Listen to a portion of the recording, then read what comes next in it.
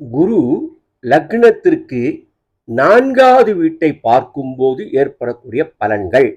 அதாவது லக்னத்திற்கு 4ஆம் இடம் மாத்ருஸ்தானம், வாகனஸ்தானம், வீடு அமையக்கூடும் ஸ்தானம் என்று சொல்வார்கள். சுகஸ்தானம் என்றும் சொல்லப்படுவது உண்டு.